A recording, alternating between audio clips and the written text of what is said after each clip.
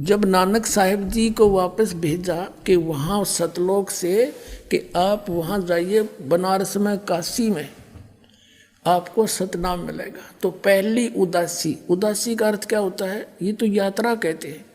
पहली उदासी जो यात्रा की संसार से उदास हो गए और सतलोक से वापस आ गए, बनारस की है पहली उदासी।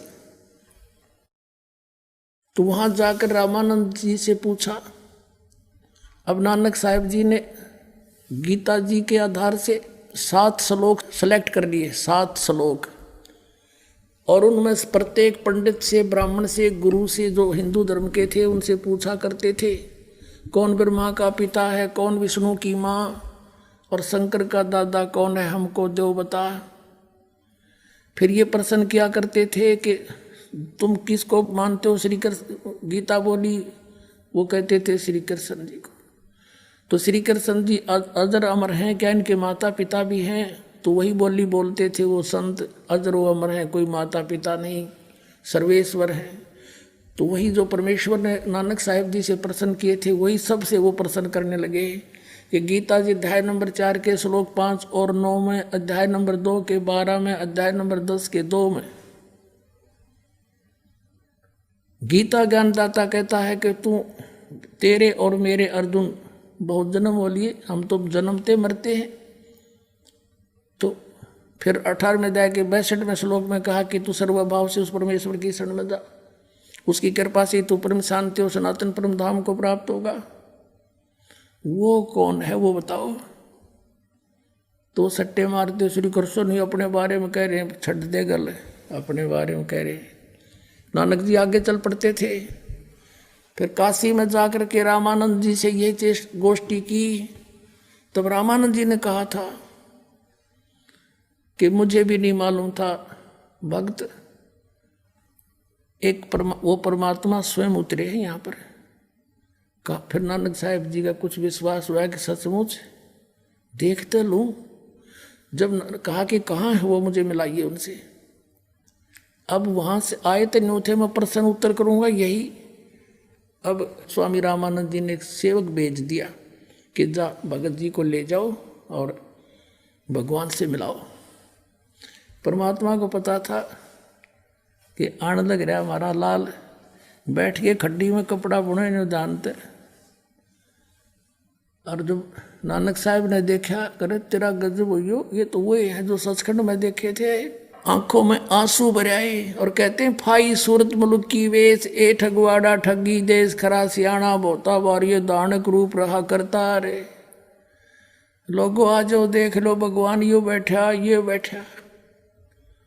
अब आदरणीय गरीबदास साहिब जी ने भी कहा है, झांकी वेग कबीर की नानक की वाह, और वह सिखा के गल पड़ी कौन छुटावे था।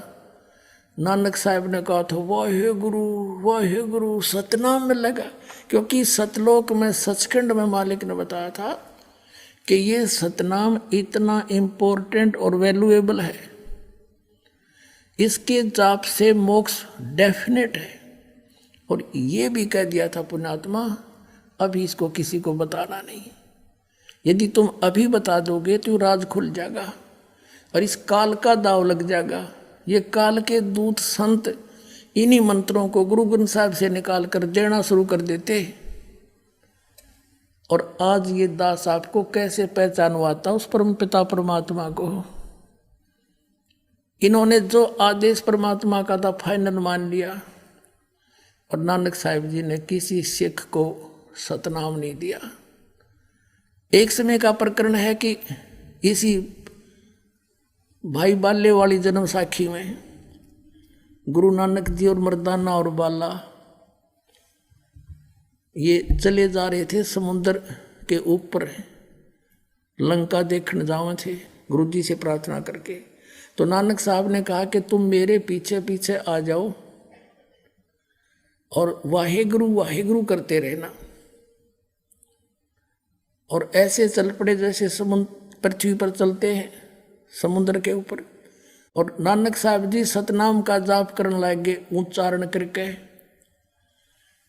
अब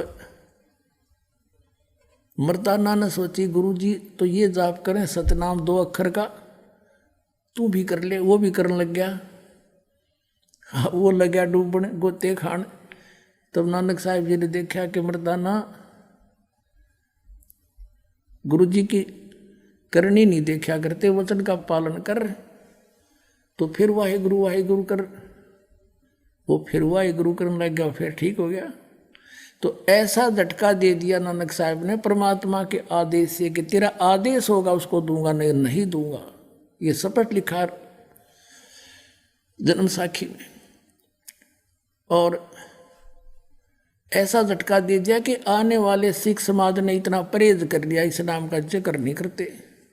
और जिस कारण से काल के दूता का हाथ ना लग गया, ना तो आज ये नाम बता देते 2 अक्षर का, ये 5 काल के जाप दे रहे, पार कैसे करेंगे आपको? ये डबोने वाले पंथ है, सारे काल के पंथ हैं। अब ये पंथ है वो जिसमें सारे पंथ मिलेंगे आके, सत्कर मान लेना।